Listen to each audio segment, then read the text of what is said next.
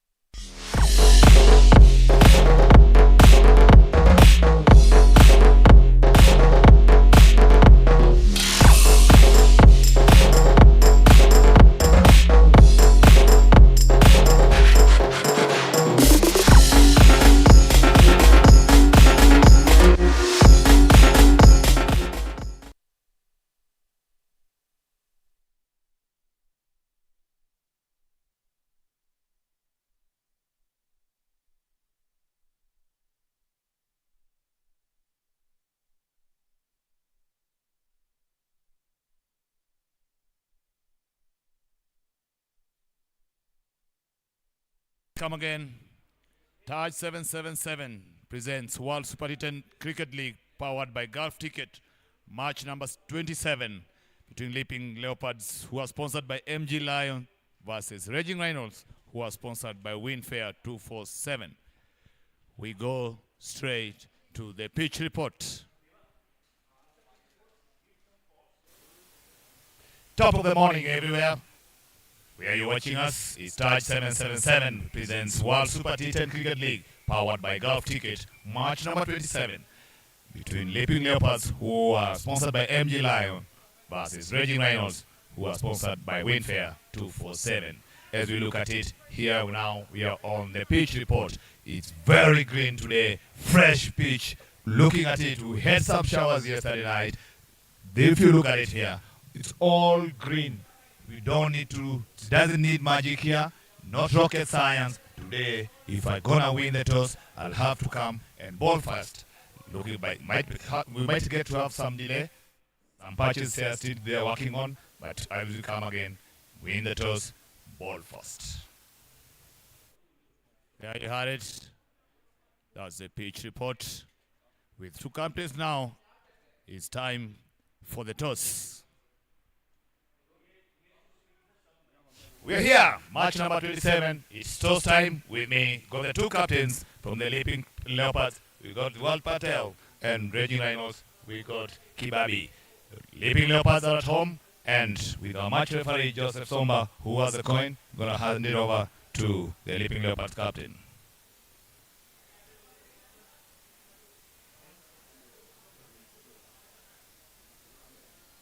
Gonna spin the coin. Heads. Heads is a call.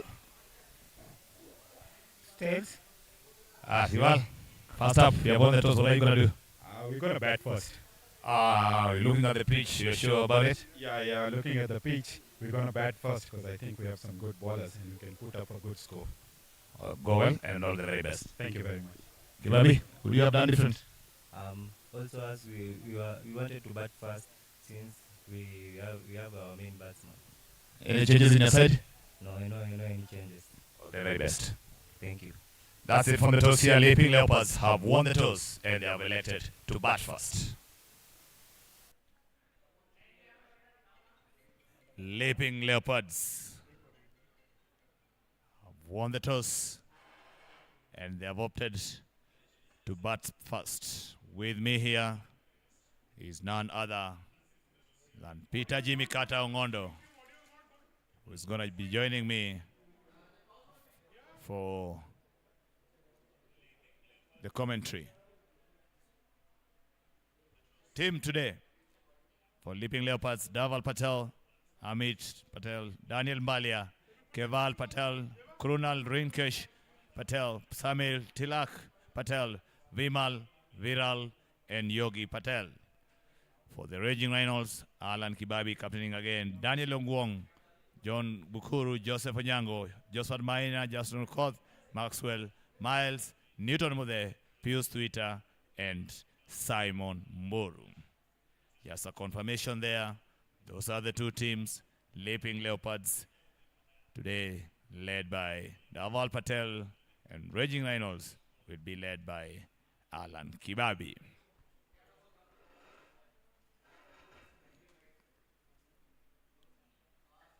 As we're looking at it again, has been beautiful.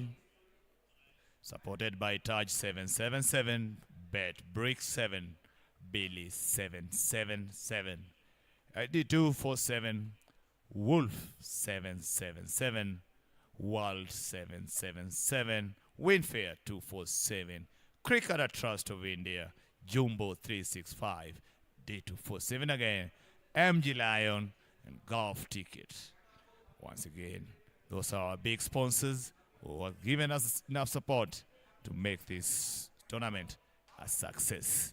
We say much thank you for the opportunity, the boys to express themselves, to make a name for themselves, and no better way than participating in this World Super T10 Cricket League. Once again, Taj 777, Bet Brick 7, all those are our sponsors, with Billy 777. All the support is coming from our partners, Day 247. All those are part of us with Cricketer Trust of India. Those are our big sponsors who have given us everything that we require. Jumbo 365. All those are our partners all the way. They have made this tournament a success. We are on match number 27.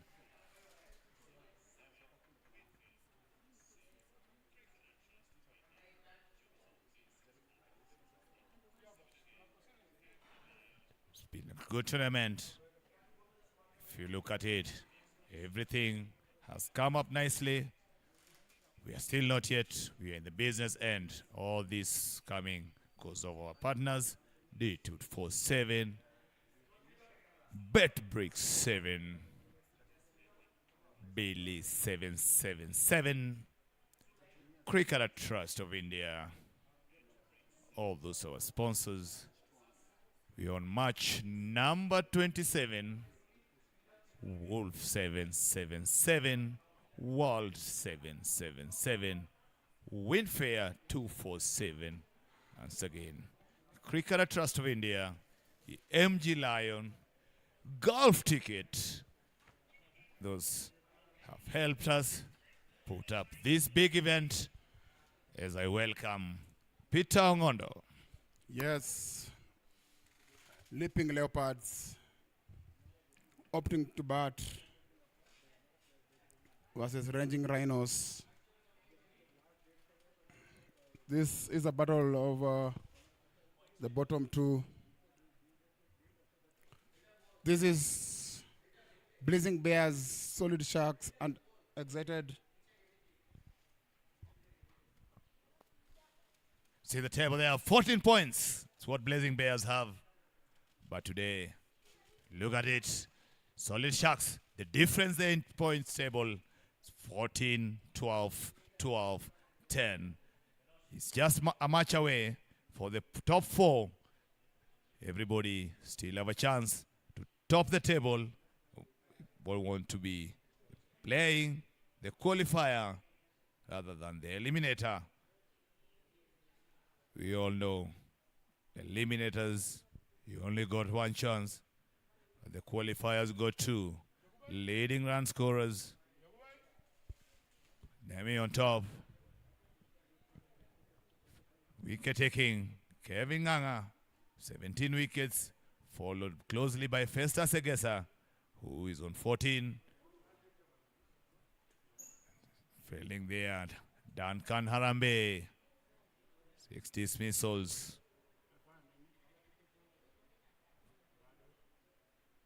The Taj 7776 got 72 so far. This is a big event, big day. We had a bit of a delay, but everything now coming up nicely. Sun is out.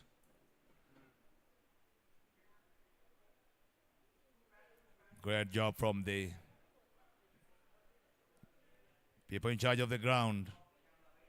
As we look at it, again with all our sponsors around, Winfair 247, Cricketer Trust of India, Jumbo 365, a 247, MG Lion, golf ticket, Taj 777, BetBricks D247, Wolf 777, Wild 777.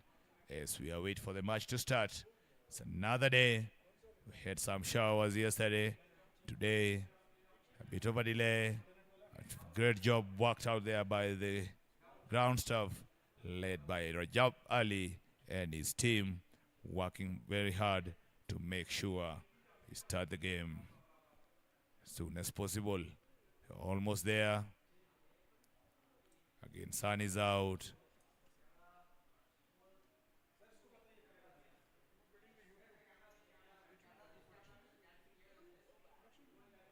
Teams taking positions.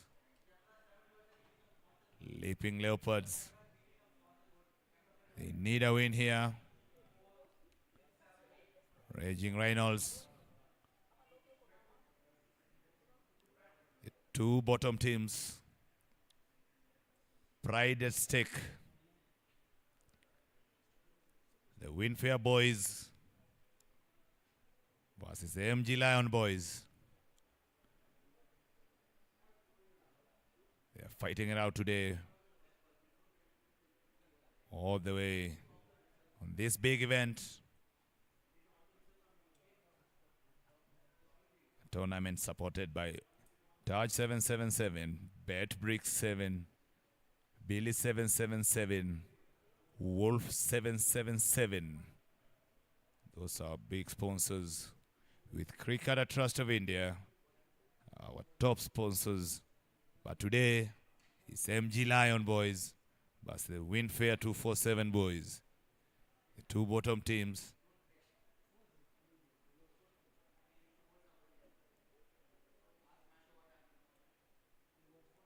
They got a win in their pocket, but it's more of pride.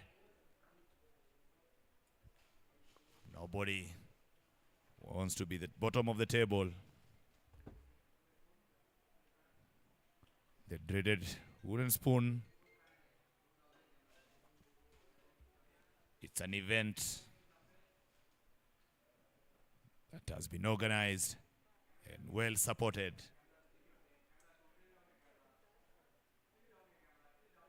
A Taj 777 by Billy 777, by BetBricks 7, by D247, by Wolf 777, by Winfair 247, by MG Lion, by Golf Ticket.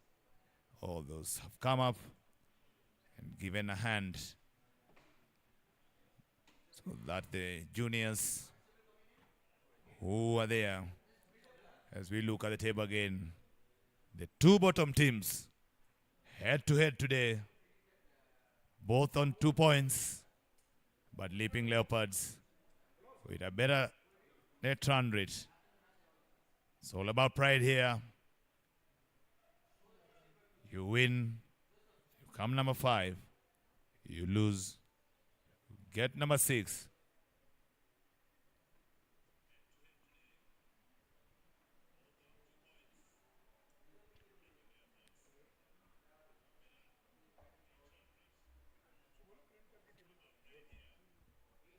Remember, it's Touch 777, where it presents us with the World Super T10 Cricket League. It's powered by Golf Tickets.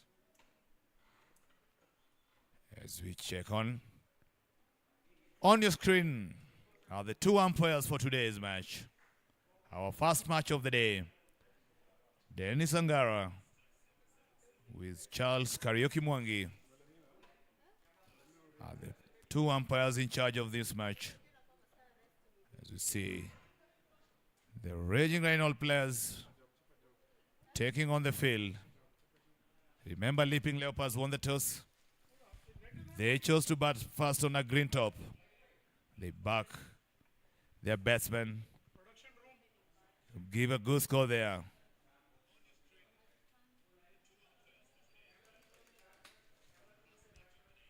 Yes, bottom clash between Leopards and Rhino. It's going to be bragging rights for these two teams. Leaping Leopards, powered by MG Lion, versus Raging Rhinos, powered by Winfair 247. This is match number 27, powered by Golf Ticket. The Taj 777 World Super T10 Cricket League brings you match number 27. We like the two batsmen there for the Leaping Leopards. Need to get up and running. It's Krunal Patel there. He has a 50 already. He has been their mainstay today. Missing out his partner, Andrew Mboya, who has some work commitments. That's another chance for another player to take the opportunity, grab it, and own the spot. And that man is none other than Amit Patel.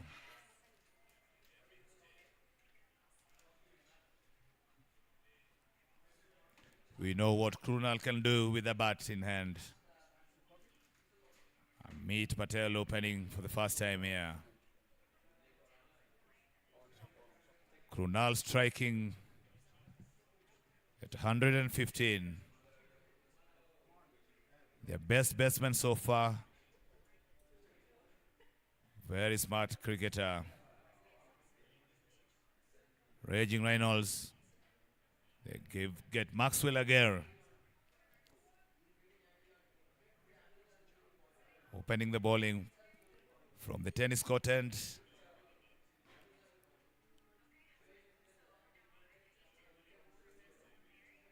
We saw him bowling some left arm spin. Started his career as a medium pacer. As the years has progressed, he has changed up and turned to spin. He has done well with the ball as a spinner. Today, again, he leads the pack.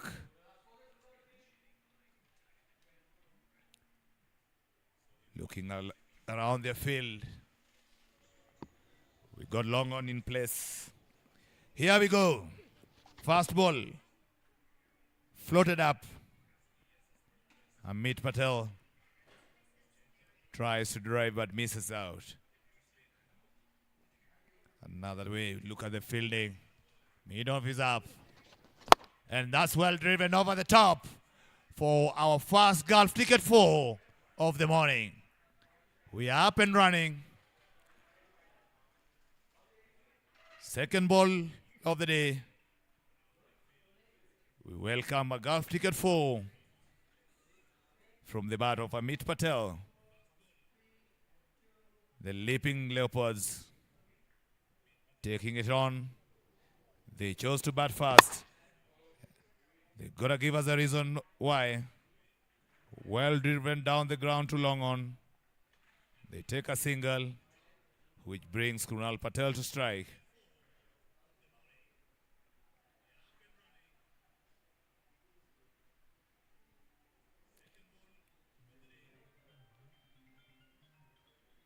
Maxwell coming against Krunal Patel.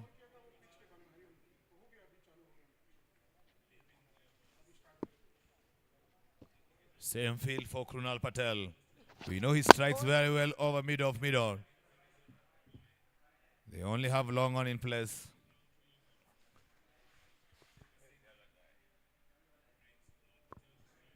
They only have one fielder out of the 30 yards. Big swing, big hit, all the way for a Taj 7776. Today, Leaping Leopards means business. They're not wasting any time. Talks about Krunal Patel. Very strong through the offside. He opens his account with a Taj 7776. It's 11 for no loss as we come to the last ball of the over.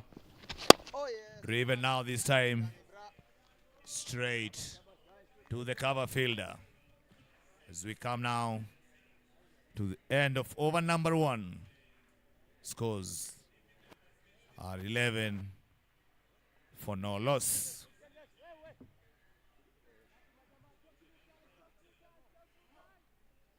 It's a reality check here for the Raging Rhinos. For Leaping Leopards, we still have Samil Daniel Tilak to come. A very strong mid-loader. But how they play these first 3 overs, the power play overs, are very, very crucial in this short format. need to capitalize.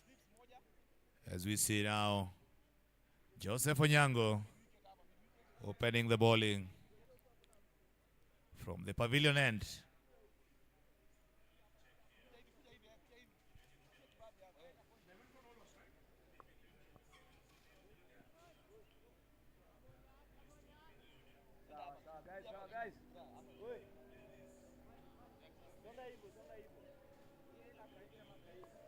Field adjustment. Got a slip in place.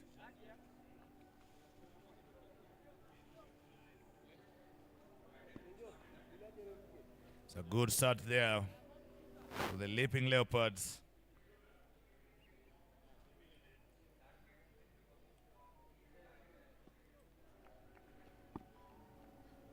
Joseph Onyango. Big appeal there. And he strikes fast ball. Amit Patel trying to go for a glance. Missed the ball completely. And he's trapped leg before by Joseph Onyango. Looking at it again. Ball nice and straight. Amit Patel going across the line.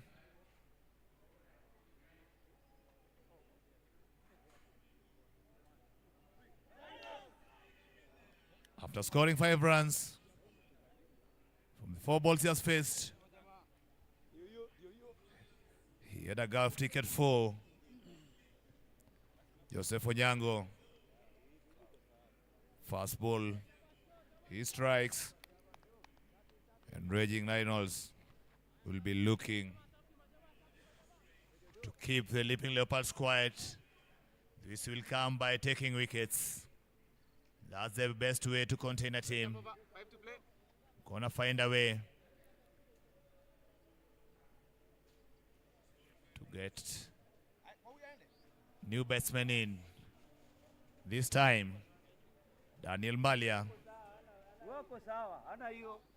has to work at it. We are missing Andrew Mboya today. Again.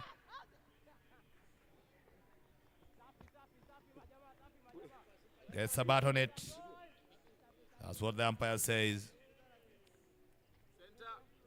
Joseph Onyango pushing that one through. Daniel Mbalia reacted quickly. Rolled the bat down in time. And he got a single. Well glanced there by Krunal. Remember, there were a bit of showers yesterday. The outfield obviously will slow it down. There, Krunal thinking the ball is rolling to the boundary. He has to be aware of the conditions.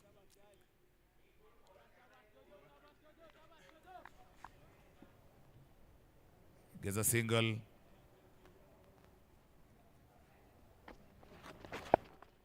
Gets for a pull. But this time, he didn't connect it that well.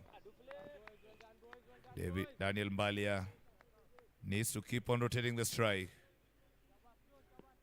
2 balls to go from this over. Only 3 runs conceded. A wicket in the first ball of this over.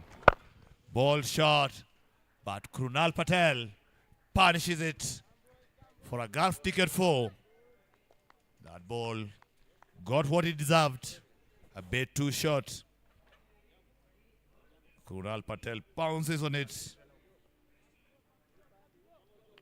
for another golf ticket 4. He's their mainstay.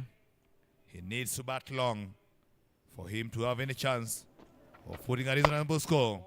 Another short one. Another boundary. Another golf ticket 4 from the bat of Krunal Patel. As we come now to the end of over number 2. His score is 22 for the loss of 1 wicket. Again, a bit too short by Joseph Onyango.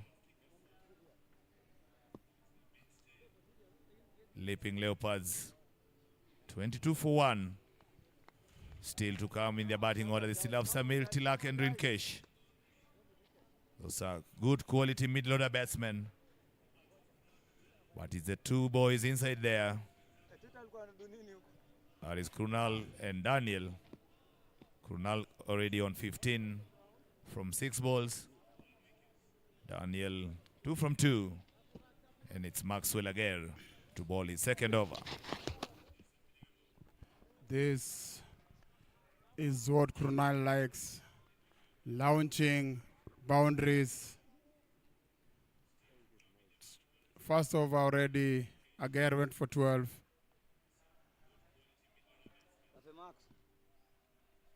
Started to spin both sides. Better ball from Aguirre. It's already given 12 runs in that first over.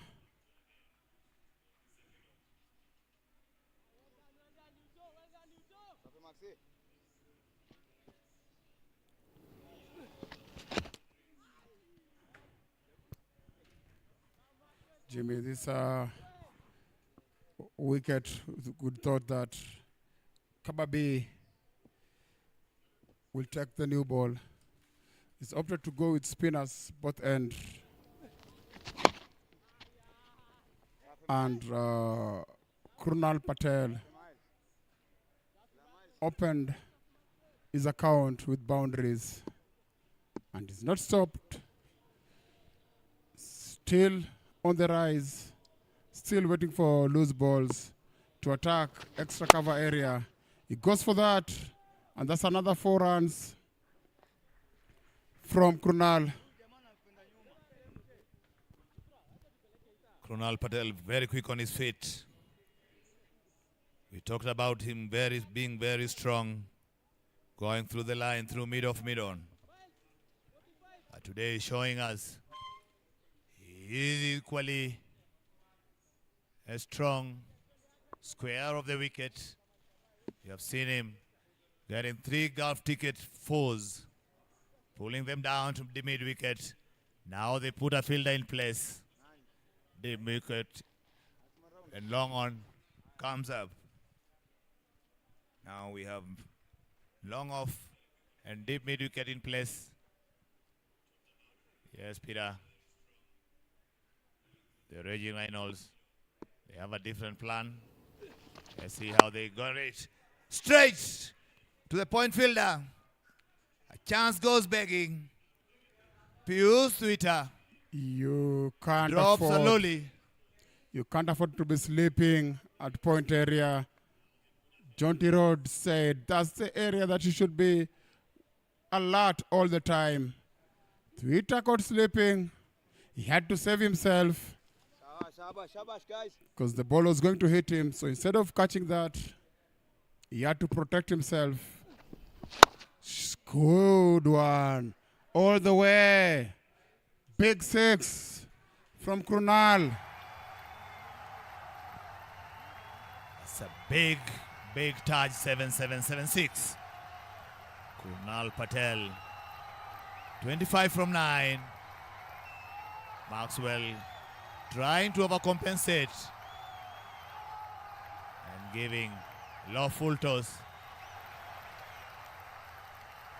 And Krunal shows all his muscles. Cracks it. Straight to the screen. How Maxi gonna come back? This time, he bowls an air ball coming in.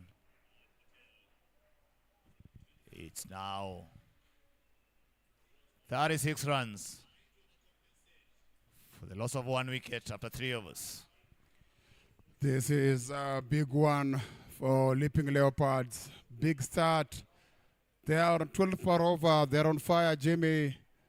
They know it's the bottom of the table clash. They want to go home with the bragging rights. They don't want to be the last team in this tournament. They want to make sure they get a win from this. And what a way to start and what a way to go. Both two teams on 2 points each, having won a match.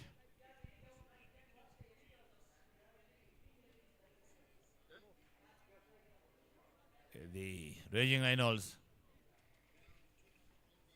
they had an upset by beating the excited Elephants.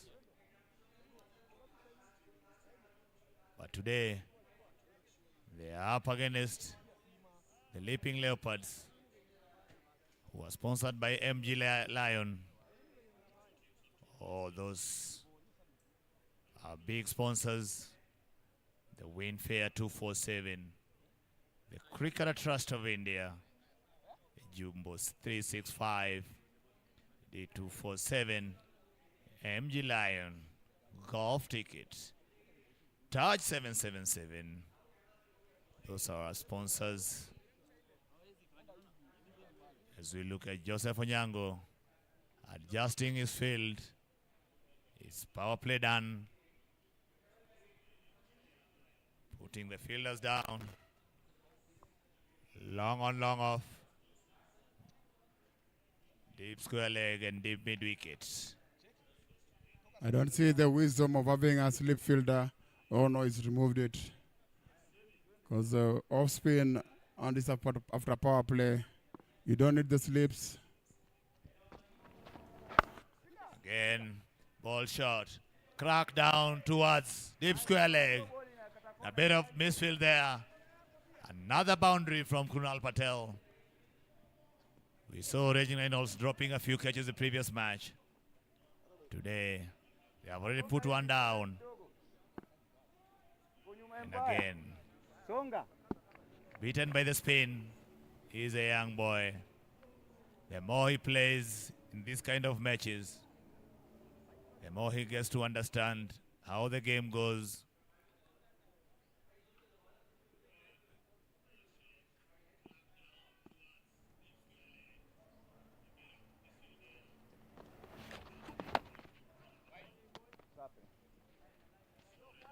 Follows up with a wide one.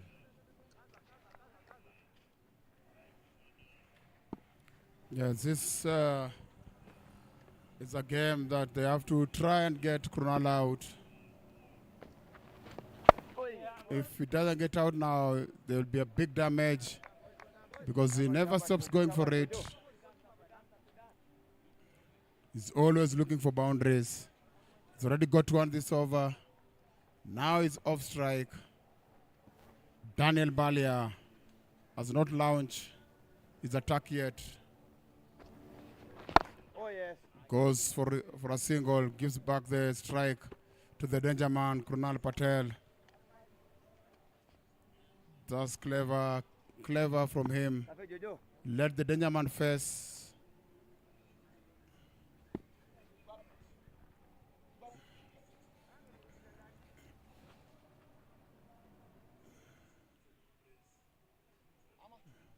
Yeah, he's put extra protection in the boundaries. He's taken the deep square leg and he's got somebody at the cow corner. He's protected the leg side where Krunal goes. Oh, poor fielding from the captain.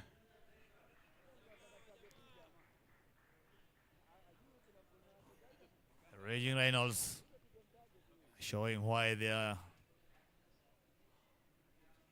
the bottom team so far. Giving away runs easily. Captain there, slipping. A good ball there by Joseph Onyango. 45 for 1. With a ball to go from this over. Daniel Balia doing a great job in supporting his captain Kunal Patel. Kunal flicks it to deep mid wicket. There is a man there. And again, a bit of misfield. But this time, only one run taken. As we come to the end of over number 4. Scores are 46 for the loss of 1 wicket. Yes, steady, steady from Leaping Leopards. Looking like they're going to hit the 100 mark. But it all depends with the guy who's now limping. I think he's injured.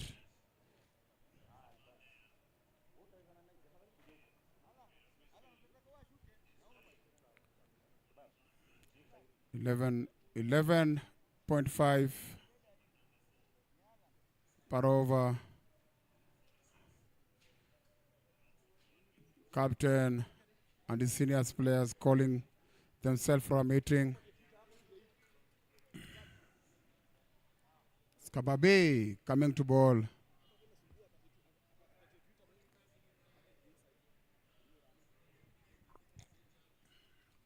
Krunal Patel there, getting medical attention. He's using all his muscles. He has been running very hard in between. He has to stay in there. He's looking to fight it around. He knows how important he is when it comes to the batting of the Leaping Leopards. Already scored 34 runs from 15 balls. As we see the introduction of Alan Kibabi, the captain of Raging Rhinos, brings himself into the attack.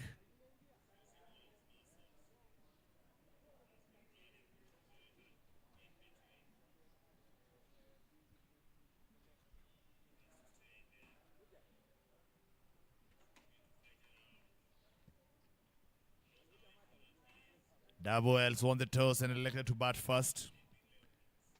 They're backing their decision. They're currently on 46 for the loss of 1 wicket. Again, they still insist on having the spinners in play this time. Get a change, and it's Pius Tuita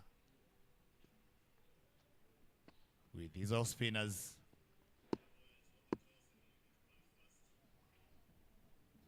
Maybe the slowness of the pitch nudge down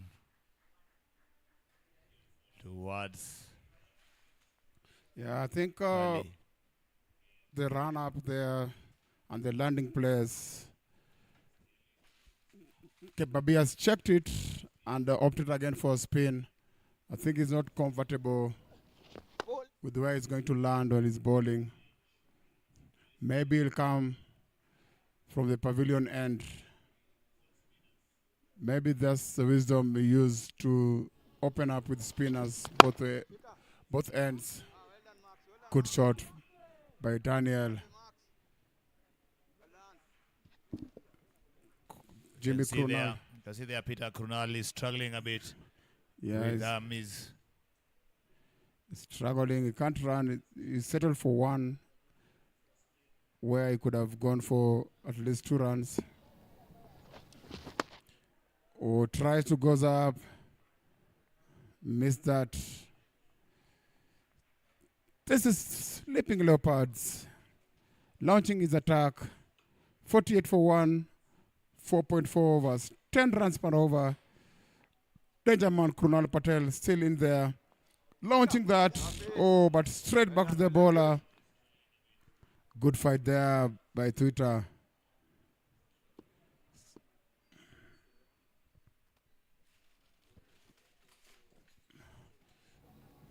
Yes, Twitter again. Good block of ball area. Great bowling. Better bowling from Twitter. Only 2 runs from that, recovering the first 2 overs that had gone for plenty. Look again, straight back to him. He punched it. First we thought it was a catch. As now we come to the Gulf Ticket strategic timeout.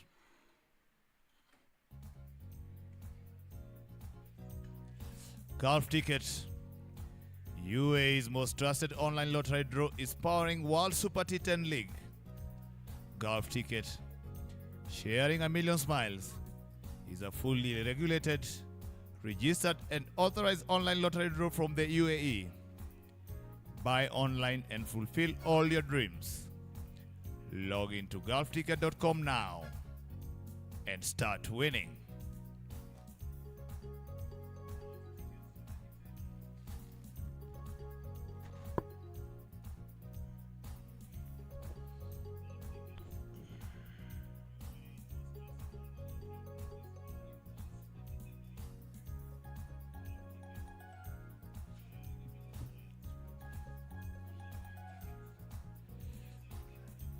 Yes, we have the sponsors Tide 77, BetBrick 7, Billy 77, D247, Ulf 77, World 77, Winfair 777, Winfair 247, Cricada, Trust of India, Jumbo 365, D247, MG Lion, and Golf Ticket. Those our sponsors. Can see again there, Cricada, Trust of India, Jumbo 365. Those are our big sponsors, Billy 777, Winfair 247, the Cricketer Trust of India, Winfair 247, MG Lion, all here to support us. They have made this event possible. An opportunity like never before. After this game, match number 2 will be Blazing Bears, who are sponsored by the 247, against Solid Sharks, who are sponsored by Cricketer Trust of India. That will be our match number 2, our match number 28. But now we go back. This live match, number 27, between Leaping Leopards versus the Raging Rhinos. Alan Kibabi onto the attack. They are leading Sima, their captain, against Daniel Mbalia. Well struck there. Down to third man area. Now bring in Krunal Patel. Krunal Patel, very good play of spin. We have already seen that. But now we'll be facing the pace attack in Alan Kibabi.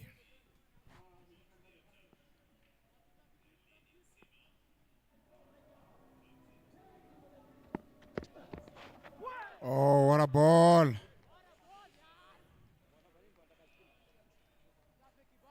This is Kibabi, the captain of the side, running in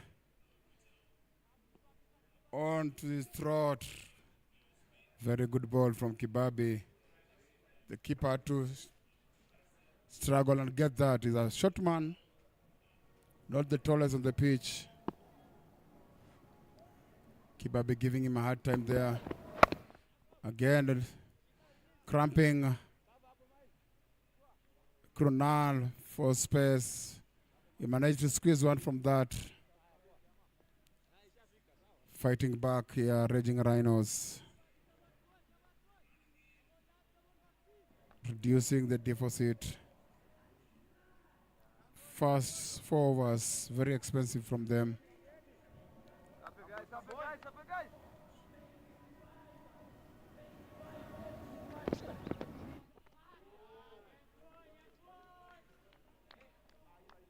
Alan Kibabi taking the matter in his own hands. 2 from the over so far, with 2 balls to go. It's half a century now for the Leaping Leopards. 50 for 1.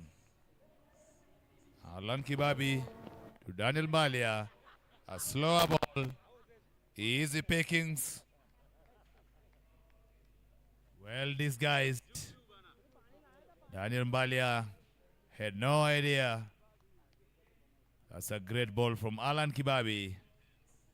Slowing it down. Mbalia playing a bit too early. And easy pickings for the keeper. Alan Kibabi gets the second wicket. 50 for 2.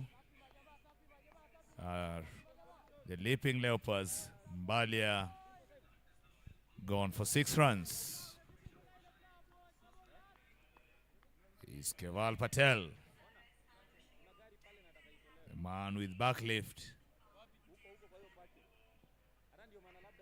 That might go to heaven and back.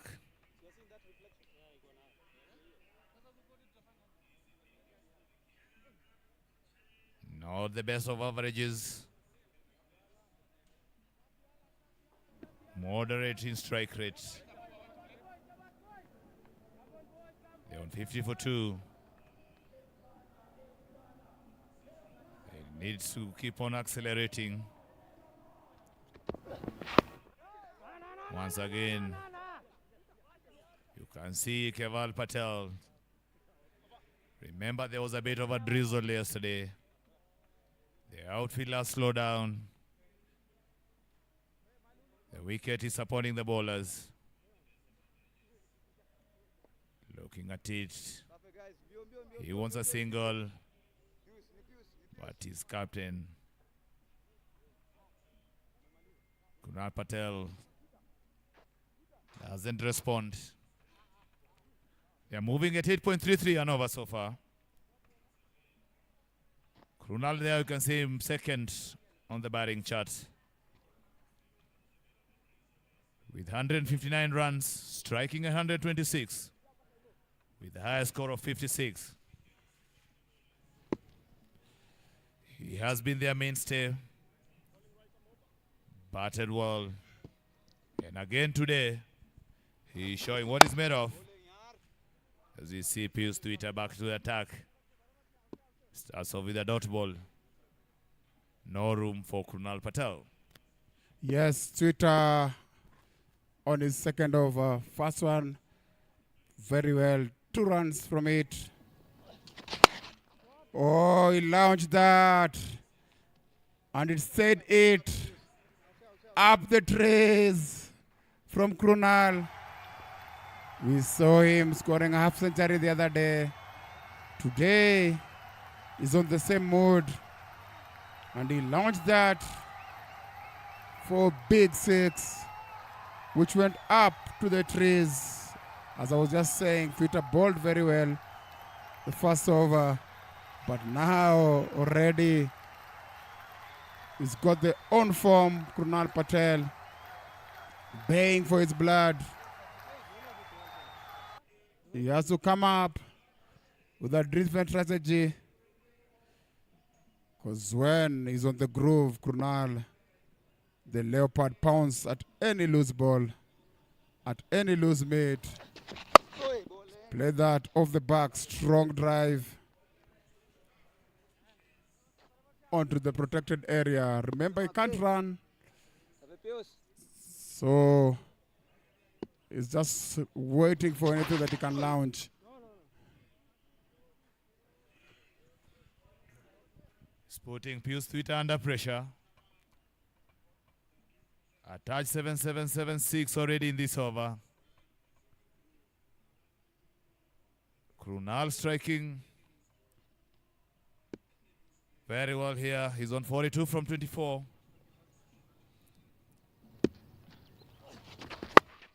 Now this time, keep under it.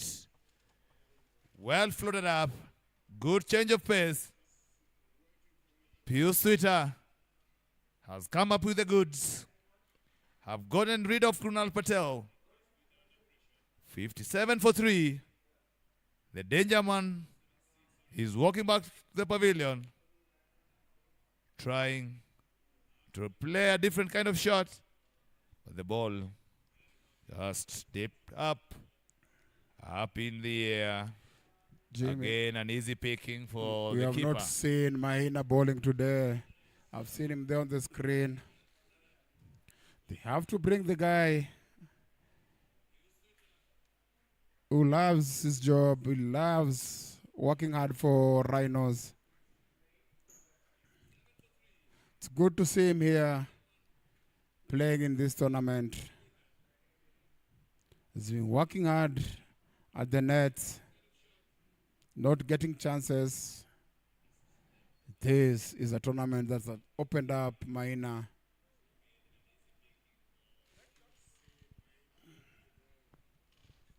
Yes, Vimal Ramban by Patel.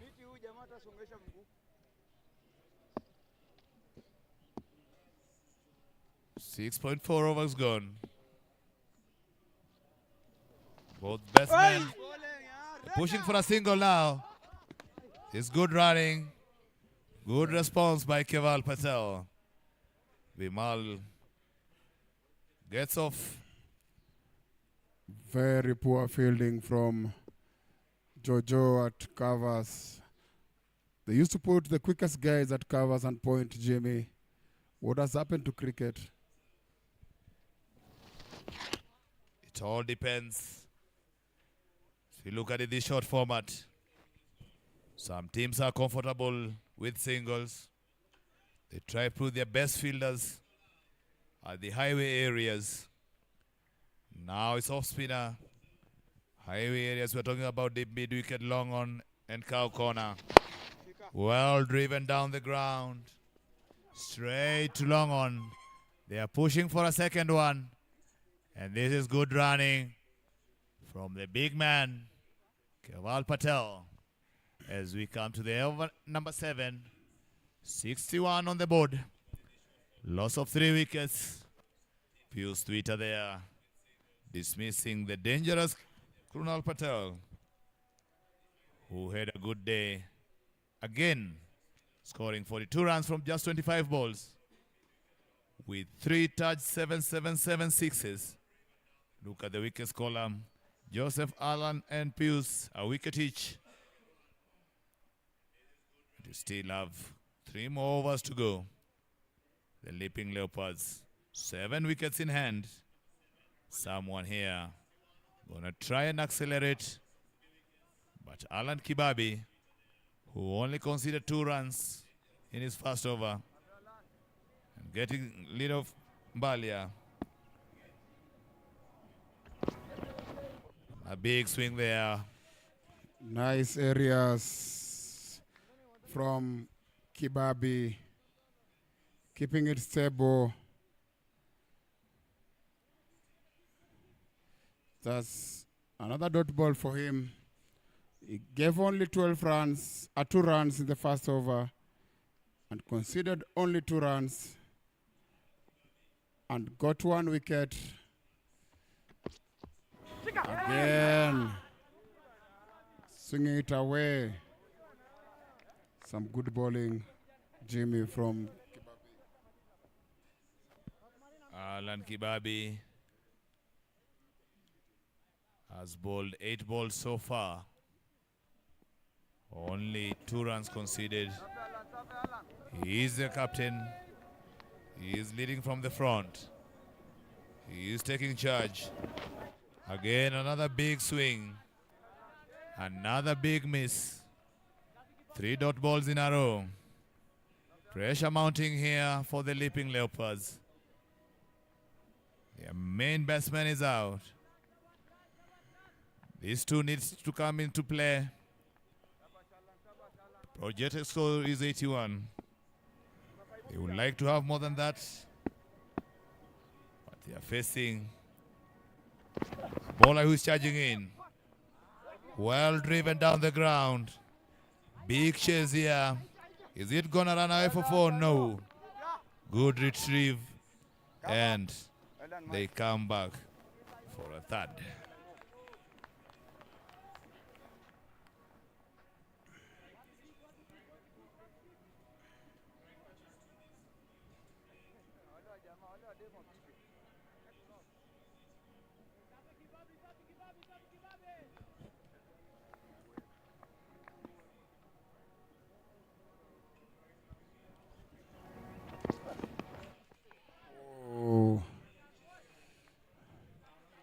What a ball again from Kibabi. This is great bowling from the captain. Keeping Leaping Leopards quiet. They seems to be running away for the target over 100. Kibabi is bringing them back slowly with some wonderful outswingers. Pitching the ball in the right areas. Not giving Kewal and Vimal chance to get their boundaries. You can see him here preparing to bowl his last ball of his spell. Blockle area. Kewal went for it, but straight to the guy at the boundary. Over number 8 done. 65 for 3. Vim by batting on 4. Keval on 3. I like the way the back lift as we look at what is coming up next. Is the Blazing Bears, but the Solid Sharks. That's our match number 2. The D247 boys versus the Cricketer Trust of India boys. Coming head on this afternoon. Another cracker. Our match number 28. But before that, we're gonna deal with this one we have here today. It's the one between Leaping Leopards and Raging Rhinos. The introduction of Simon Buru.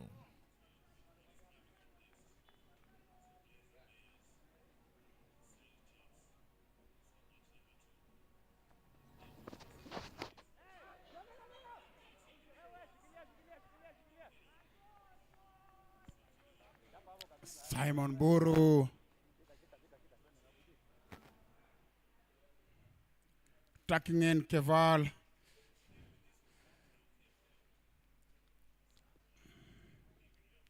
The ball hitting the right muscle there. Yes. Young Simon Buru.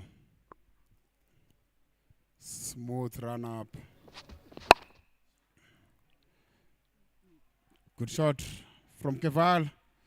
They have to rush for the second one. They made it easily. That's the area to bowl for Kewal Patel. He's waiting for anything that is outside off stump. Simon Buru knows that. No room for Kewal. Keeping him quiet. Keval Patel with a big back lift. You can see it. It goes to heaven and back. But this time, by the time he comes back, the ball has already passed. He's a big hitter. Simon Buru is not giving anything up there. He's gonna find a way. The run rate dropping. Now the projected score is 79. We were in a situation where it was reading 95. 67 for 3 after 8.3. This time, a bit of greediness there by Simon Buru. He concedes an extra run. 68 for 3. Vim Patel and Kev Patel. Feature we have seen since the dismissal of Kunal Patel. Things have changed here. Short, yeah, Kunal Patel. He carries the team on his shoulder. Always playing the captain's inning. When he's out, the rest try to keep the tempo. But it's easier to keep Vimal and Keval Patel quiet rather than have Kunal facing. Short. Well played there by Vimal. He'll find the second one. No, they decided not to go. And it's a mix-up. That's the end of Vimal Patel. It's a free hit. It's a no ball.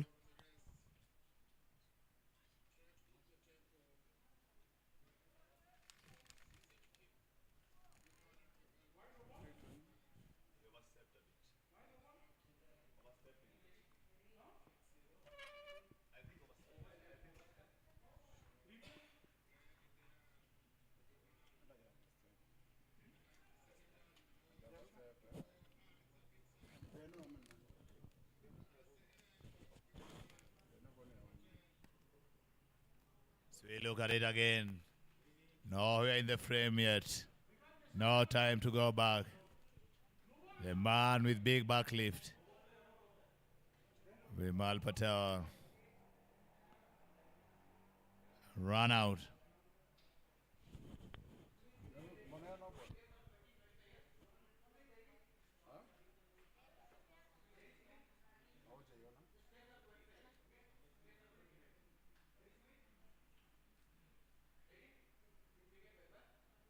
Seven to 1 for 4.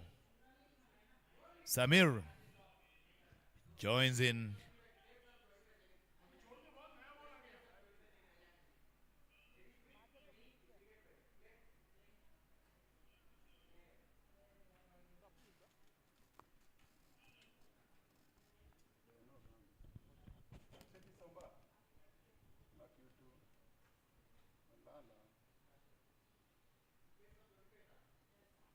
Samir has struggled with the bat so far. Is this gonna be his day? He has 8 balls to face. He is straight down. Good return. Throw.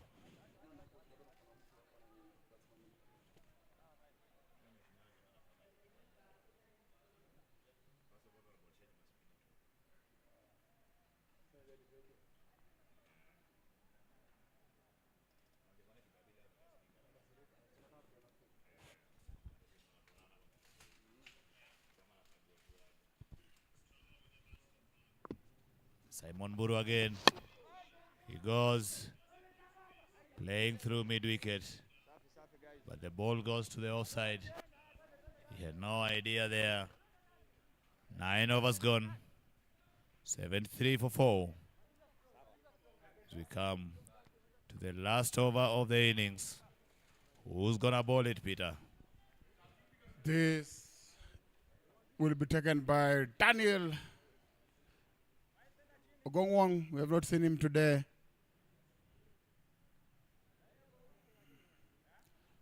It's been quiet, yeah?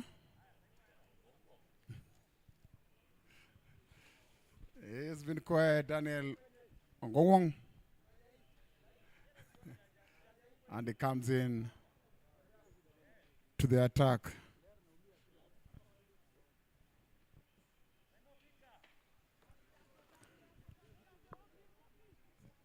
Samir getting hit.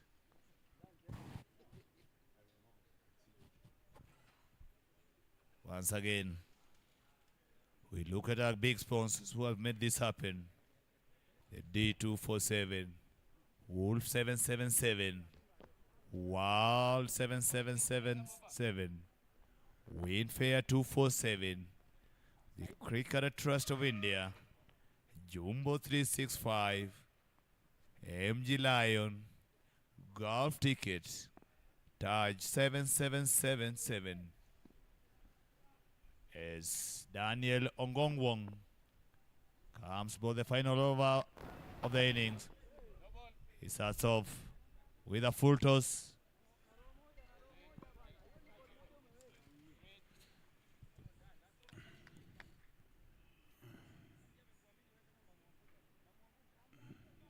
This is Leaping Leopards last over. 74 for Daniel Ongowong. Bowling the last over for Dredging Rhinos.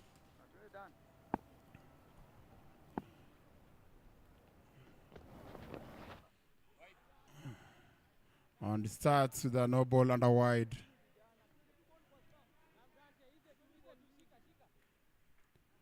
Not the best day for the opening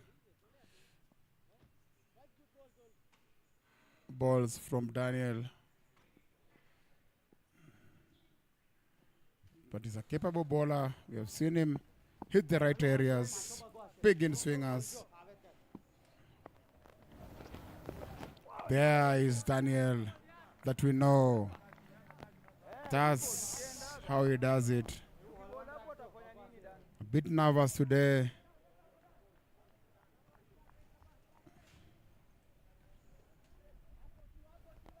75 for 4.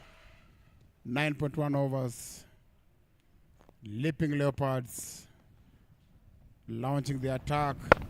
There we go again from Daniel. They have to rush. And they made it through.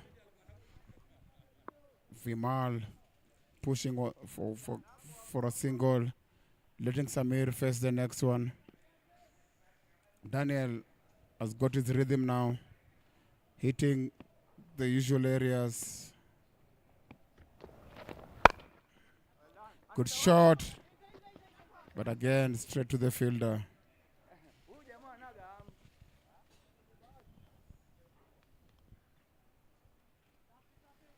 Three more balls to come.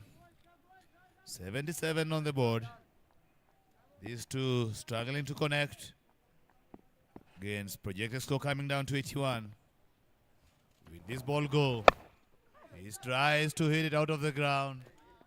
Only manages to hit it to 10 yards. Big swing. Small result. Good comeback here by Daniel Ongongwong. Still has two more balls to go. Samir on strike. He needs to go big here.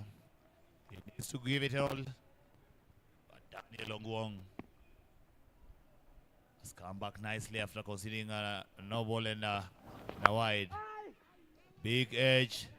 He's running down to that man area. Good fielding.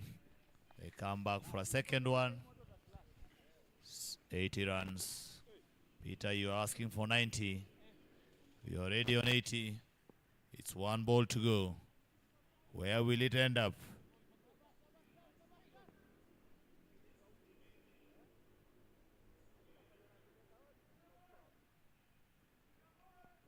Samir to face the last ball of the innings. Another big swing. Good finish here by the Raging Rhinos. They've come back very strongly. They have restricted the Leaping Leopards to 81. The loss of 4 wickets. They will need 82 runs from 60 balls. Remember, this is our match number 27. The MG Lion boys versus the Winfair 247 boys. Looking at the scorecard there, Krunal Patel once again, the man who did 3/4 of the job. A wicket each for Joseph, Allen and Pius. Only Joseph Onyango, who had more than 10 runs and over. The equation is that simple. It's 82 runs to win from 60 ball. Remember, still coming up, Blazing Bears, the D247 boys, versus Solid Sharks, the Cricket Trust of India boys. That's our match number 28. Will come immediately after this match. We go for a break. We'll be back for the chase.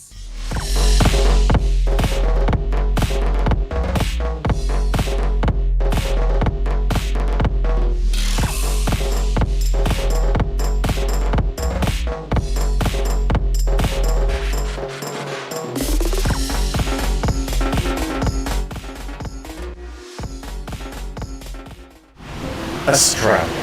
Whoever came up with this place deserves a real pat on the back. I mean, think about it. There are birds who can laugh, mammals who can sing, waterfalls that can fall both ways, and 126 different shops that all reckon they sell the world's best pie.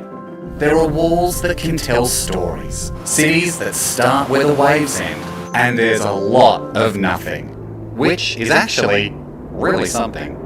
You've got rivers that can wash your worries away, bush that knows how to bounce back. I heard about places where you can fly, kayak or wade to lunch and get served a delicious beverage by a guy called Jeff.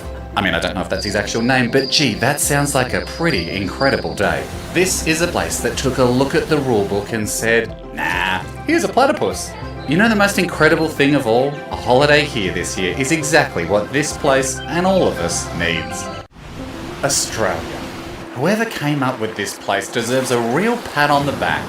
I mean, think about it. There are birds who can laugh, mammals who can sing, waterfalls that can fall both ways, and 126 different shops that all reckon they sell the world's best pie. There are walls that can tell stories, cities that start where the waves end, and there's a lot of nothing, which is actually really something. You've got rivers that can wash your worries away, bush that knows how to bounce back. I heard about places where you can fly, kayak or wade to lunch and get served a delicious beverage by a guy called Jeff. I mean, I don't know if that's his actual name, but gee, that sounds like a pretty incredible day. This is a place that took a look at the rulebook and said, nah, here's a platypus. You know the most incredible thing of all? A holiday here this year is exactly what this place and all of us needs. Australia. Whoever came up with this place deserves a real pat on the back. I mean, think about it. There are birds who can laugh, mammals who can sing, waterfalls that can fall both ways, and 126 different shops that all reckon they sell the world's best pie. There are walls that can tell stories, cities that start where the waves end, and there's a lot of nothing, which is actually really something. You've got rivers that can wash your worries away, bush that knows how to bounce back. I heard about places where you can fly, kayak or wade to lunch and get served a delicious beverage by a guy called Jeff. I mean, I don't know if that's his actual name, but gee, that sounds like a pretty incredible day. This is a place that took a look at the rulebook and said, nah, here's a platypus. You know the most incredible thing of all? A holiday here this year is exactly what this place and all of us needs. Australia.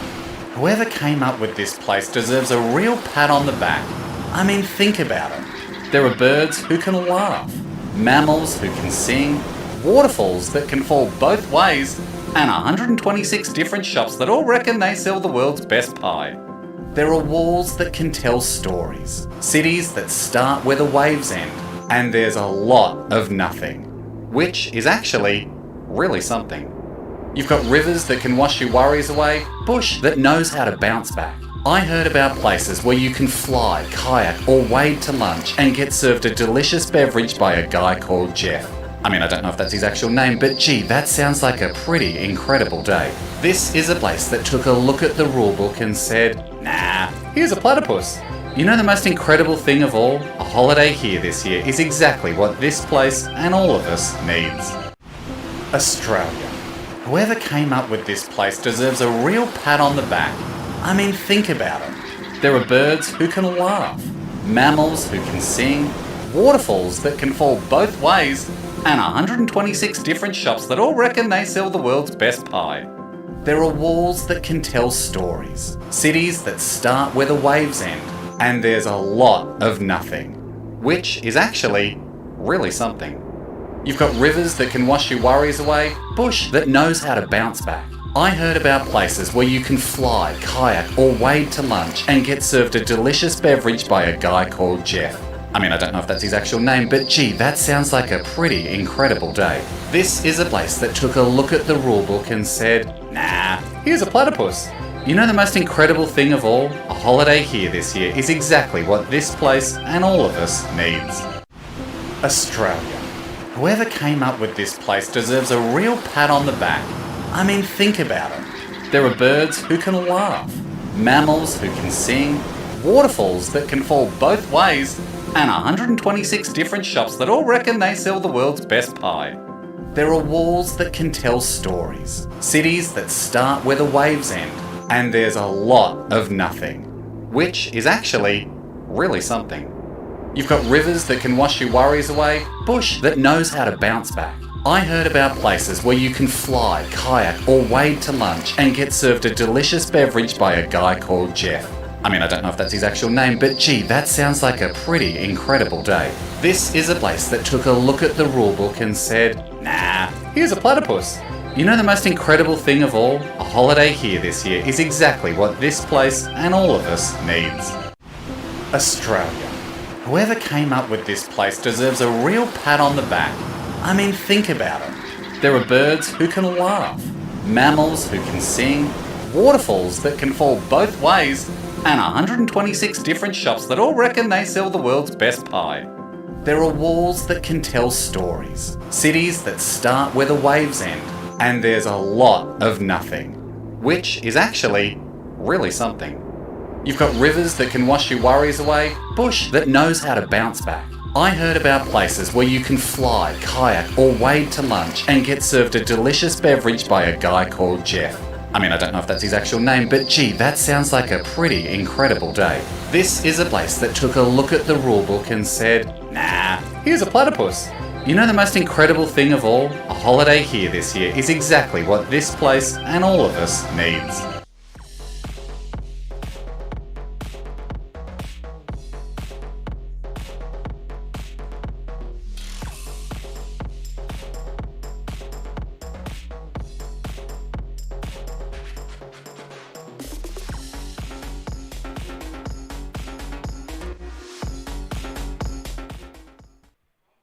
We are back again for the second innings.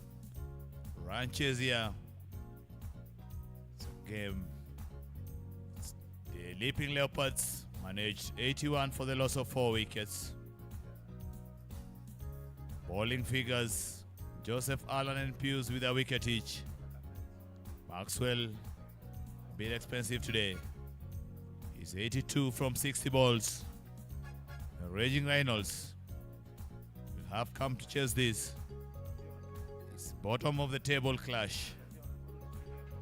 You see too much officials walking in. Leaping Leopards will feel that they have a good score to defend. Raging Rhinos, who have struggled with the bat so far, they will need someone to stand up. They have changed their batting order, trying to get a click on it. Again today is Joseph Onyango, who has been tasked with the job of opening the batting. We know what he can do with the bat. Late entry to the tournament.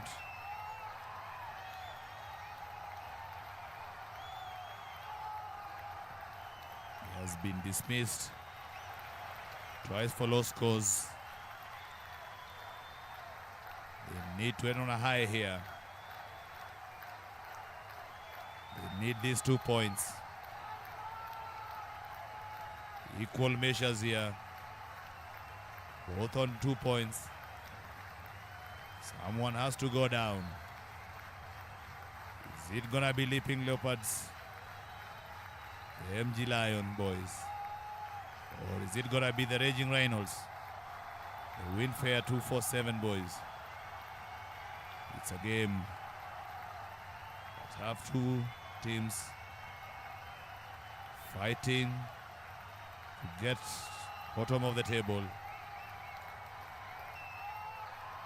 A win for each so far. Leaping Leopards, led by their captain, had a good start in the morning, or in the afternoon rather.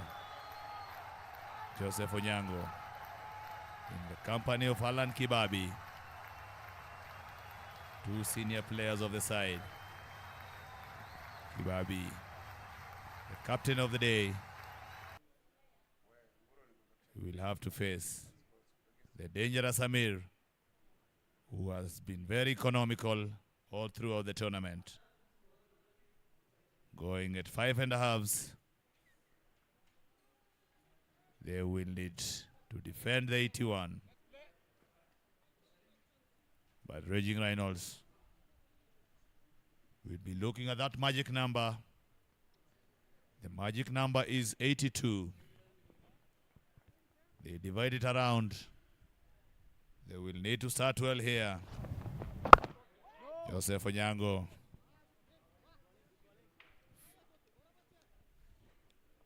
Well behind that ball.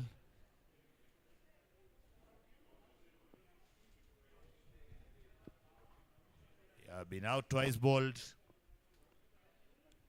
We'll try and rectify that. Facing Samir.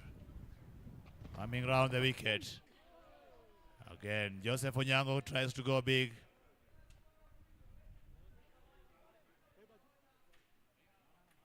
He's out of form. He needs to get back into runs. He desperately needs them. His team needs them. He knows he has to work at it. Samir balls a cutter. Called a wide. Joseph Onyango dancing around. But this time, to the wrong music. He needs to listen to the lyrics of the pitch.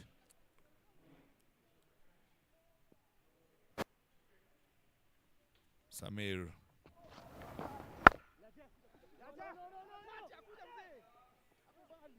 Jojo wants a single there.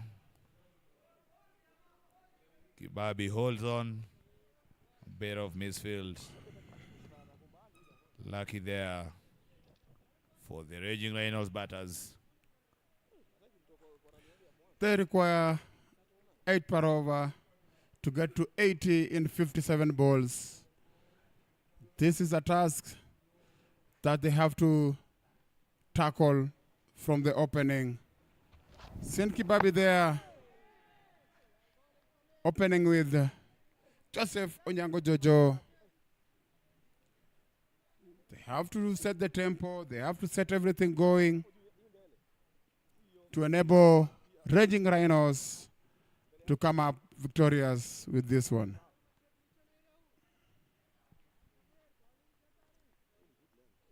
It's World Super T10 Cricket League. We're on it. Floated up. Kibabi drives through mid-on. They get a single.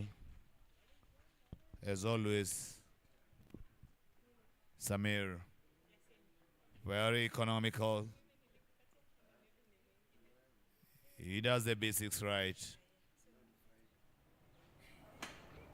Joseph Onyango cracks that one all the way for a golf ticket for his first boundary of the tournament to finish up the over on 7 runs. Bowled wide. Onyango went for it. He had good connection. Hit it down the ground. Not much overdue by the fielder. And it trolls to a welcome golf ticket for 75. From 54 is what is needed now for the Raging Rhinos to come through. Remember, is the bottom of the bottom 2 teams.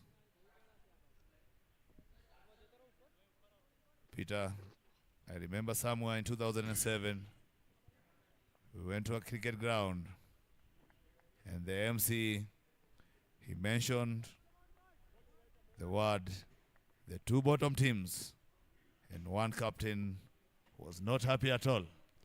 Yes, this is clash from the toppers if the table is upside down. Raging Rhino and Leaping Leopards. Vimal from the tennis end goes over. Shot. Good shot from Kibabi. Daniel could not hold it. 4 runs.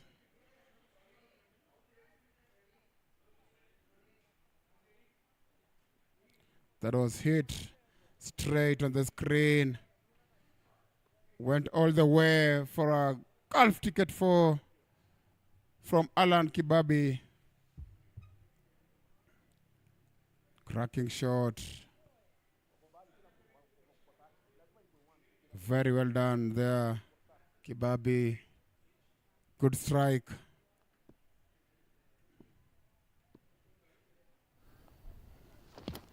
Again, he tries to go for that. This time, Vimal get a better of him. Pitching it just on the off stump. Moving slightly away. He could not get hold of that.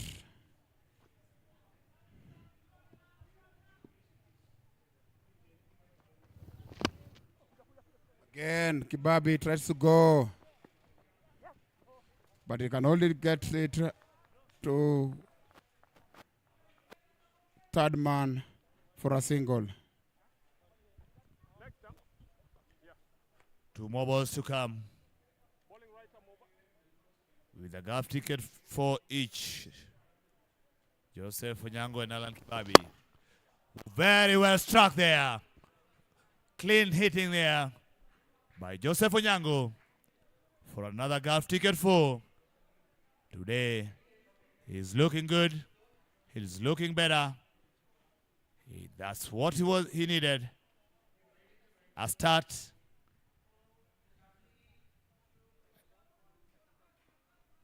Joseph Onyango. Batting on 9 now. 1 ball to go. 16 for Nolos. Again. Struck over. Backward point. For another golf ticket for Joseph Onyango Jojo. Into double figures today. Yes, well struck, over point.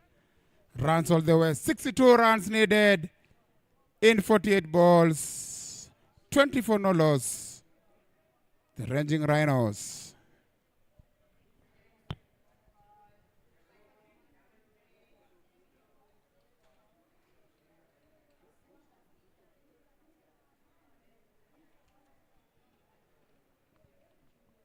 It's 2 overs gone. They need 7.75 and over. They are moving in tens. They need to keep doing this. Still to come, we got Newton there, the wicket-keeper batter. Miles and Pius. One of these two. The equation is that simple. 62 from 48. Kibabi and Onyango. As we see Samir coming back for the second over. Again is Alan Kibabi. Alan Kibabi, the captain, plays a defensive stroke. Very comfortably done there. Yes, chase is on. Currently 9 per over. They need 7.9. 62 needed of 47 balls. Alan Kibabi, Joseph Onyango on the steering wheel. Will they take them through? It goes that. It goes all the way. It's caught. Very comfortable catch by Vimal. Dismissing Alan Kibabi. Samir has been very consistent, Jimmy. I like the way he bowls in this tournament. Same lines he hit. He comes around the wicket, making sure you don't free your arm. And he's bowled like that throughout the tournament. This is a success. Getting the captain, Kibabi, out. 62 runs needed of 46 balls. Kibabi scoring 6 runs, sorry. Samir Peter. He simplifies the game. He doesn't over-attack. He's not one of the quickest, but his line and length has been very consistent. As we welcome Newton Mude on the crease. Not yet to get up to his best. He's in the company of Joseph Onyango. He punched Sasso, the good punch there. He has to hurry. He's off the mark. Again. Newton Mude has not gone past 10 in this tournament. Today started well. Looks like it's a day he's going to crown it. Ball again from Samir. Moving away from Jojo, Joseph Onyango. Could not put the bet on that. And Samir, 1 for 8 already, is on his second over. Another good ball there from Samir, angling it out, away from Joseph Onyango, who decided no need of risking that. One ball to come. A wicket in this over. A single in this over. How he's going to end it? A classy drive there by Joseph Onyango to finish up the over. This is good batting from Jojo. Typical. Jojo there short. Coming down the wicket. Good placement. No chance for the fielder. For another golf ticket 4. Doesn't matter which form of the game it is. That's quality from Joseph Onyango. That's a cracking shot through the covers. Very well struck by Joseph Onyango. You can see the table there. Blazing Bears. Blazing at the top of the table. Followed by the Solid Sharks, who are 12 points. Excited Elephants, 12 points. Classic Kangaroo, 10. Both these teams have 2 points each. As the equation turns to 8 runs and over. 57 runs needed of 42 balls. Krunal now into the attack. We saw him limping while he was batting. Is he fit enough to come up with the goods when it comes to bowling? He is their number 1 cricketer. He is their number 1 all-rounder. He had a good day with the bat. It's time now to defend the runs that he scored. The team, Leaping Leopards, needs him. He needs him to deliver.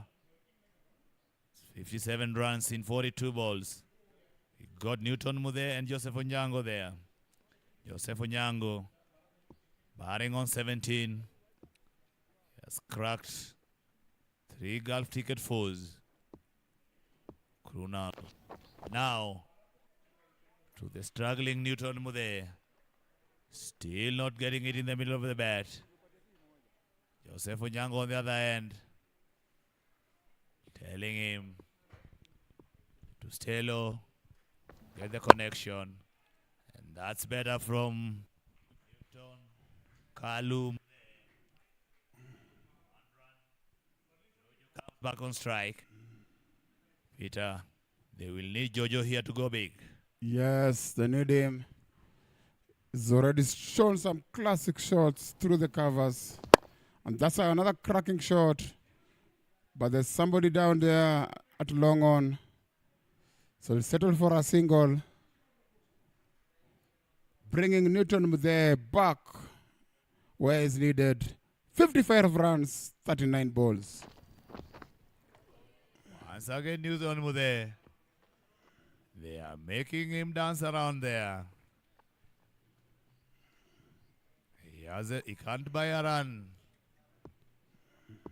He's looking. If you look at his feet movement, not compact enough. He needs to stay calm. Watch the ball through. Try and get off strike. That's better from Newton Mude. Don't try to complicate when you're out of form. But the good thing, he's a class player. And we know class is permanent. And form is temporary. The boy looking good there is Jojo.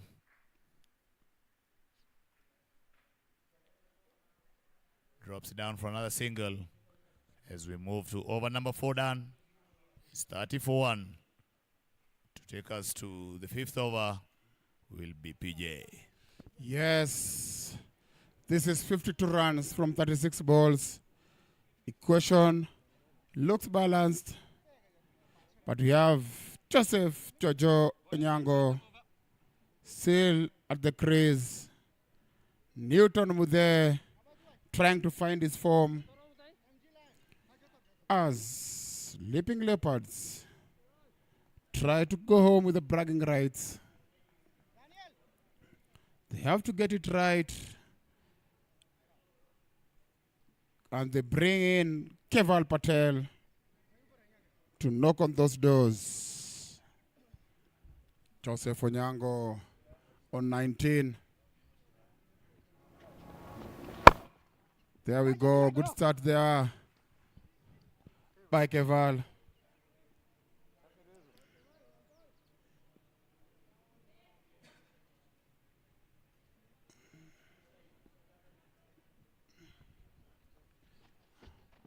Oh, he goes for that. Keval getting the ball shaping away from Joseph Onyango. He tried his shot, but was never near the ball. Shaping it out for Joseph Onyango. He has to find a way to play it. He goes out, hit that one, down to long on for a single. He didn't really get it. He didn't really get to the pitch of it. 51 runs needed of 33 balls. Keval showing some great shape. Oh, when I said that, he gives a wide. Newton Mudhe on the crease.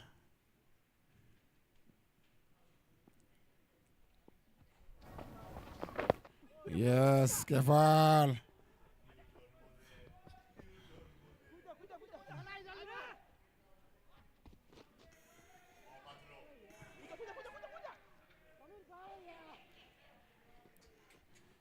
Very poor from Leaping Leopards, giving away free runs there.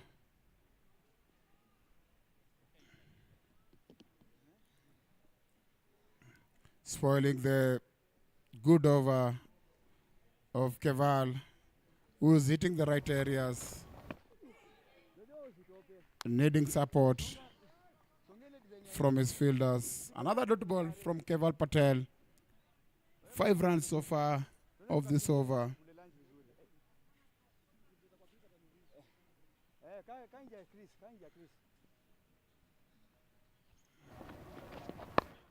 Balled again. Balled. That's the end of his over. 36 for 1 after 5 overs. That now brings us to the Golf Ticket strategic timeout. Golf Ticket, UAE's most trusted online lottery draw, is powering the World Super T10 League. Golf Ticket, sharing a million smiles, is a fully regulated, registered and authorized online lottery draw from the UAE. Buy online and fulfill all your dreams. Log on to golfticket.com now and start winning.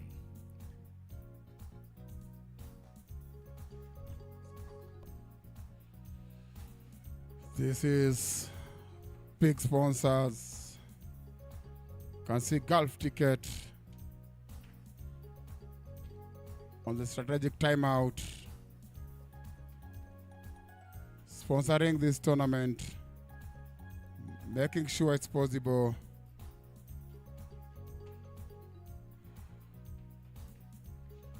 And making sure we have the entertainment.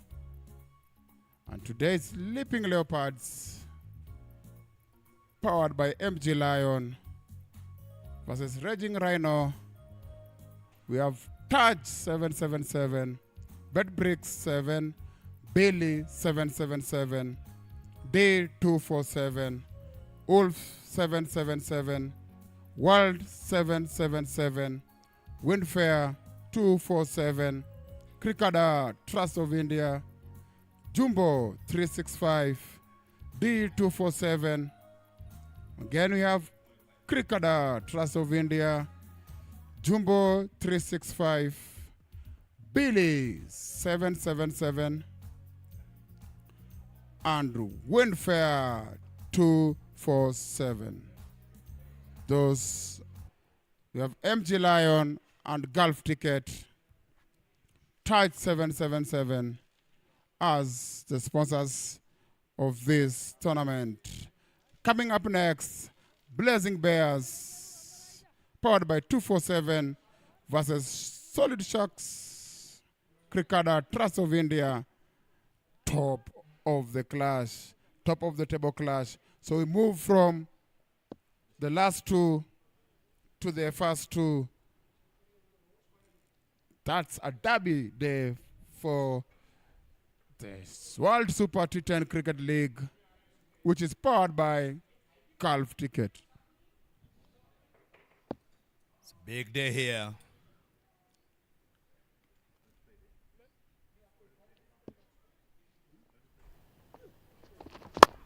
Big Friday.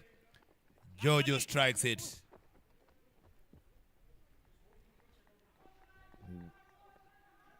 One run. Newton Mude. 6 from 6. Drives that one down the ground. They look for a second one. But Joseph Onyango is not interested. 44 from 28. 2-2 is what Joseph Onyango has from 17. Newton from 7 from 7. Joseph Onyango tries to go big there. Gets in the bottom of his bat. Runs down to the short fine leg for another single. 3 singles from the over so far. Kalu on strike. The short Kalu goes for the pull. Still not connecting well enough. But he will take that. He will take those 2 runs. He is fighting it out there. He was the captain at the start of this tournament. He thought it was a wise idea to reduce the burden. Ball shot. Well struck there. Is he going to be saved? All the way. Newton Mude gets his first golf ticket for the tournament. He's now into double figures. His shot number is number 10. He's now past that. Newton Mude is now moved on to 13. His highest score of the tournament. Is he gonna be his day today? He's looking better and better now as the tournament progress continues here.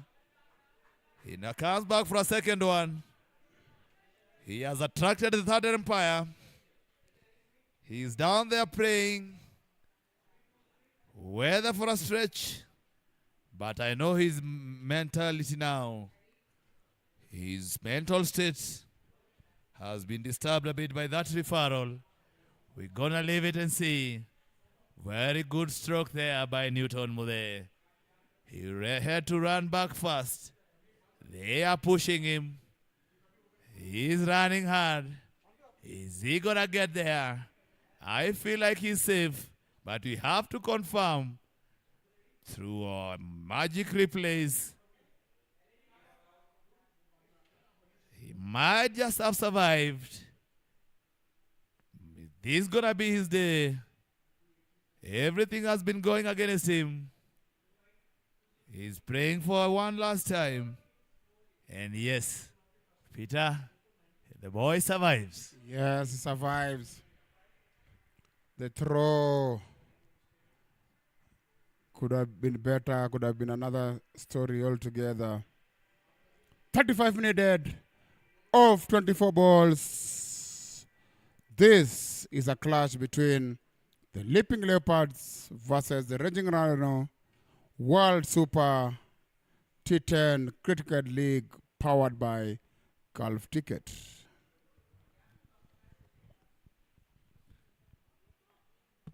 Once again, two bottom teams. The Joseph Onyango goes high. He goes to the moon. Mr. Keval Patel gets under it. Cool and calm. Off his own bowling. He goes rid of Joseph Onyango for 23. Peter, the Raging Rhinos are in trouble here. They try to strike that out of the park, but it went into the sky. And very good hands there to dismiss him from Vimal. Joseph Jojo Onyango had to go for 23 of 19 balls. And here we have Justin Okoth. It's not been among the runs lately, Justin Okoth. The start will show us what he has for us today. Newton today hanging in there, trying to make some runs. Let's see if Justin Okoth will do the same. Justin Okoth today changed his breakfast diet. He had nyama choma. He needed that energy to muscle the ball. He's facing Keval Patel. He looked better in the previous match. He goes for a big drive. Straight to mid-wicket area. No run scored. Wicket of the first ball. A dot on the second one. Putting pressure on the Raging Rhinos batters. Again, Justin Okoth plays and misses. They still need 10 runs and over from here. 6.3 overs bowled. 35 runs in 21 balls. Newton Mude, 15 from 10. Justin Okoth goes for it. Straight. But Samir is there to retrieve the ball. To keep it down for just one run. He gets his part bit of a score, Justin Okoth, but it didn't go all the way. Just managed to clear the inner circle. And then the fielder brought it back only for a single. Now it's Newton Mude. Keval, second over, is only considered 7 runs. Very decent bowling by Keval Patel. Again, just a single from that to end the over. So only 8 runs from both his overs. Getting the prize wicket of Joseph Onyango. Very good bowling there by Keval Patel. 49 for 2 of 7 overs. So reality check here. Two teams, 2 points each. Number 5 and 6. So look at Joseph Onyango. Last man to be dismissed. Vimal Patel, a bit expensive. The rest of the bowlers have come up with the goods. He's 33 from 18. Still have a game in hand here. The young left arm spinner, Daniel Mbalia, operating from the tennis court end. Already considered 11 runs in his first over. And that's now the required run rate by the Raging Rhinos. 33 in 18 balls. Newton Mude. strike. Now go. Again. No room given by the bowler. But the good punched up shot there by Newton Mude. Just on the course. We know he can go big. You know, last game he had a one touch 7-7-7-6. The situation they are in here now, they will need him in the company of Newton Mude to try Hey, get he's the runs. gone. But even before I finish my statement, the Nyamachoma boy gets bowled. It's not a good sight to see. But who comes in, Peter? Your favorite son. As we look at it again. Getting ready to smack it. But there was no room. Very good action. Chinaman kind of style. Justin thought the ball is going away from him. It came back sharply. Justin Okot has been dismissed. And now that brings Josephat Minor on to the crease. Yes, they didn't bring him to ball. But he's going to see some fireworks from him. He goes the fast ball. 4 runs, Jimmy. I promise you the fireworks. And Mahina swept that to the boundary. He's not even waiting for me to finish. He's already started. And that's why I tell you, I like watching this boy, Jamie. Fast ball already. The ball goes to the boundary. He has been entertaining. He also showed us we knew him as a leg spinner. This tournament he has come up goods with the bat. He's showing the intent. He's now on 5. Already with a golf ticket for now. The young miner, Peter's favorite son. Will he be the one to take the Raging Rhinos to the line? Newton Mude. This time called wide. But yes, Peter. Miner has really improved on his batting. That's what this tournament is all about. Giving youngsters a chance. Giving them an opportunity to showcase their skills. Enough matches as we are on match number 27. The boys have got enough matches. We are not yet finished. Still a long way to go. They'll look for a second one here. Maina is pushing Newton Mude. Newton has to come back as we come to the over number 8. 8 done. 58 for 3. 24 needed in 12 balls. Newton Mude and Josephat Maina. Coming up next, Blazing Bears, who are sponsored by D247, versus the Solid Sharks, who are sponsored by Cricketer Trust of India. That's on match number 2 today. Match number 28 overall. This is top of the table clash.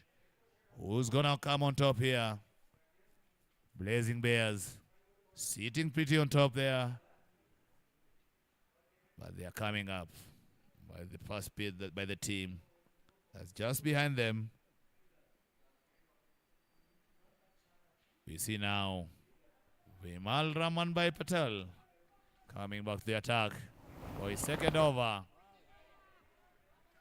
Maina, big swing and a miss there.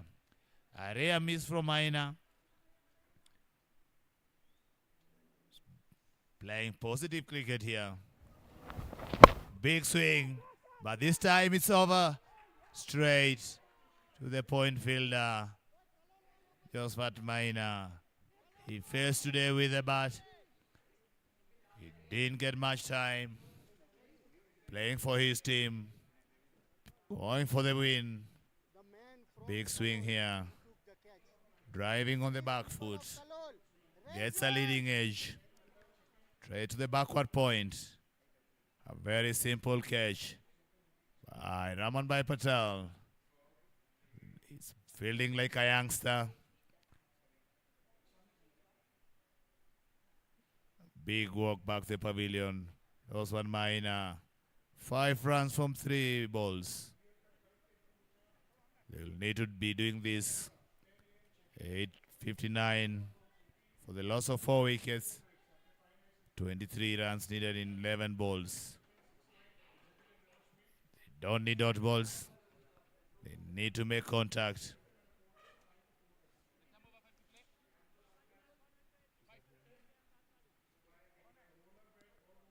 Pius Twitter, the man with a golf swing, joins in. Newton Model, who's batting on 19. This golf swing needed here. Long handle. And he tries. He misses it.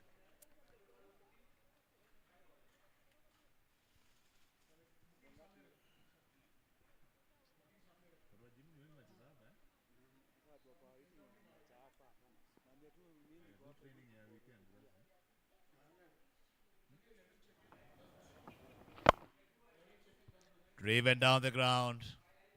They just get a single.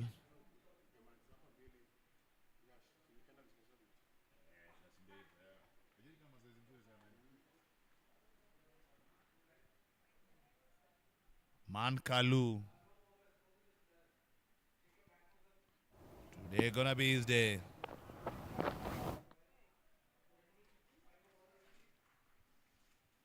Once he's still there, the raging Rhinos have a chance.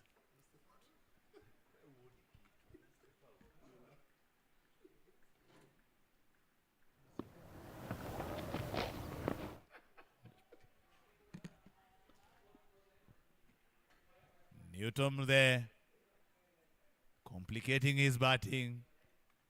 When he was batting, well, he was just waiting for the ball to come to the bat. Now he's trying to go after it. We know. Another dot ball to end the over.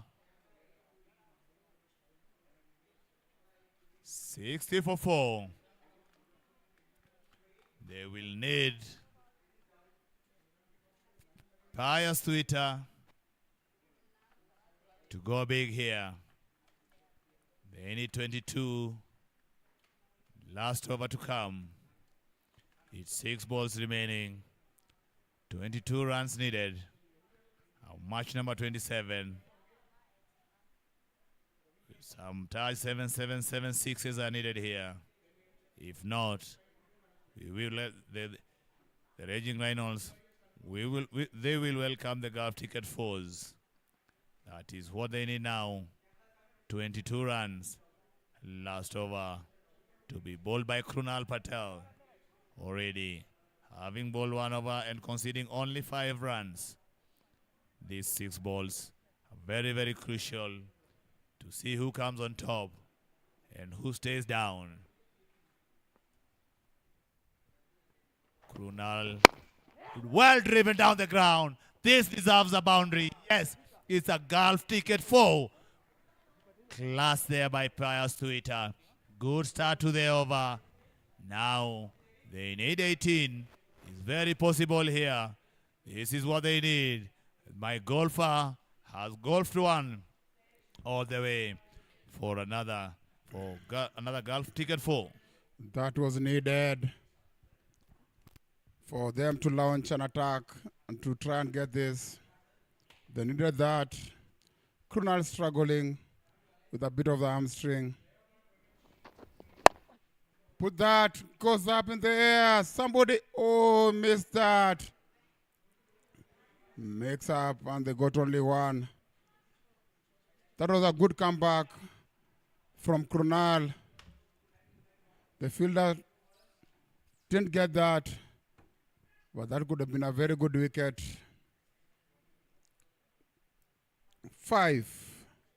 17 needed of 4 balls. Just need another dot ball, Jimmy. Then they'll be safe. Shot, Newton. Guy got the golf ticket for when it's needed. Great shot from Newton with there. Gap it just before point. Putting Krunal under pressure. He has to find a way to stop the boundary. He's changing the boundary fielder. But that one was gapped by Newton there. Now, this is 13 runs of 3 balls. He goes again, but as you said, Jimmy, he's been stepping out from the time he came in. He has not got any.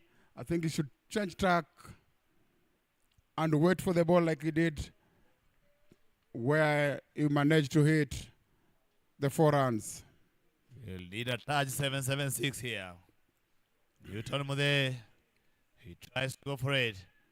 He'll come back for a second. Newton Mude has passed now today. The total he has scored today was the total he had scored all throughout the tournament. It's how you finish, Jimmy. It's not how you start. It's how you finish.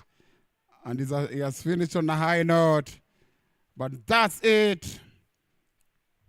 Leaping Leopards claiming the bragging rights. This is very good from Leaping Leopards, winning by 9 runs. Raging Rhinos got closer, but could not go past the Leaping Leopards. They charged, but the Leopard is quicker. This is happy faces from Krunal and his group. You can see them, they're enjoying the win, they've enjoyed the tournament. They are happy with this one, and this is a great one. This is going to be a happy one. Joseph Onyango, 23. Newton Mude, 25. His highest so far.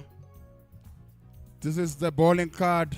Samir, 12 runs, 1 wicket. Vimal, 1 wicket. And Daniel also got 1 wicket, but it's a bit expensive. 20 runs from his 2 overs. This is the card. Krunal doing their honors there for Leaping Leopards, getting 42. Samir, 1 for 12. Damaged their chase. Now we have it. Blazing Bears, D247 versus Solid Sharks, Cricketer, Trust of India, coming up next. See you for the post analysis by Jimmy Kamande.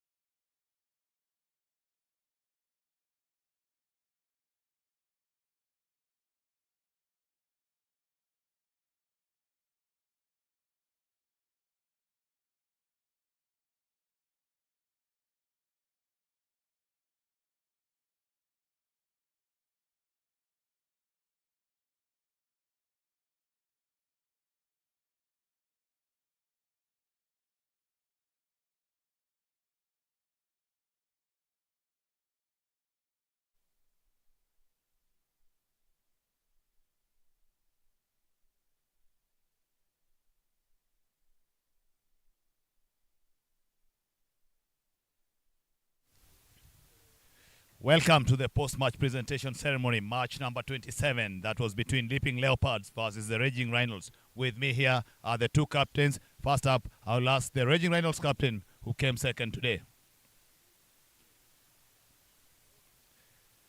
Alan, things didn't go well today. Today things have been rough for us. We had too much pressure, so that was the main reason why we lost today. Pressure, this is how you enjoy the tournament. How far has it been?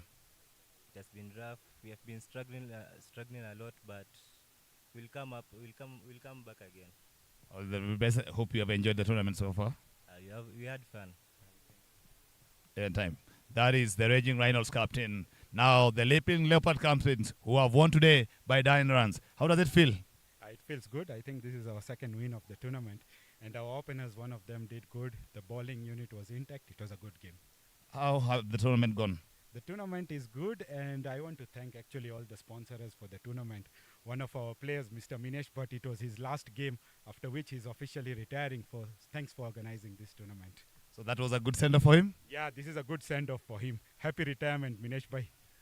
That's it. You can hear it from there. Very happy captain of the Leaping Leopards who have come on top today, beating the Raging Rhinos by 9 runs. That's all from the presentation ceremony.